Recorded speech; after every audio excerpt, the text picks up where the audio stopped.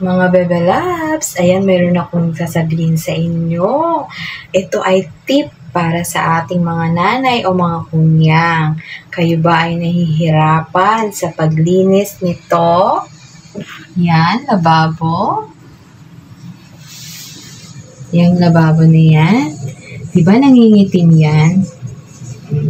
So, ayan, nalagyan ko na siya ng tissue eh. Ipapakita ko sa inyo kung paano, o diba? So, yun mga Bebe Labs, panoorin niyo to.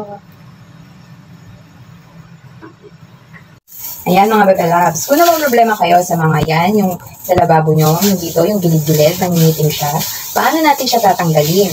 Ito po ay tip natin. Tip ko sa inyo mga Bebe Labs. So, kumuha kayo ng Sunrox or kahit na anong bleaching liquid at saka tissue. Ayan. Tissue. Tsaka, dapat naka-gloves kayo mga Bebe Labs ha. Ayan, kailangan nakaganyan siya. I-dip nyo yung tissue dun sa may Sunrox or bleaching liquid at saka nyo siya itatapal na ganyan. So, umpasahan natin dito. Ayan, tatapal natin siya. Ganyan, lukot-lukutin ng tissue.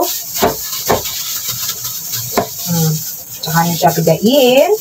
At itapal nyo ulit mga Bebe Labs. Alam nyo, babad nyo siya ng 24 hours. Or maganda ng mas matagal pa. So ngayon, wala ang aking mga amo, ibababad ko siya, o diba?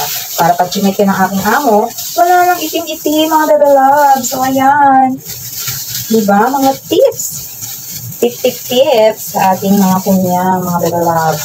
So ayun lang mga Bebe Labs, hanggang sa mapalibot nyo yan. At tapos, iwan mo na siya, o diba? Wala ang aking amo ngayon, kaya ibababad ko siya ng hanggang bukas. O diba, gabi ngayon? Bukas ko siya tatanggalin para talagang wala nang itim yung ilalim niya, mga Bebe Labs. Yan, that's it, mga Bebe Labs.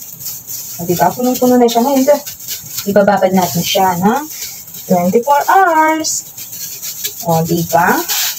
So, ayun lang, mga Bebe Labs. Kung nagustuhan nyo ang aking video, you can like, share, comment, and follow me.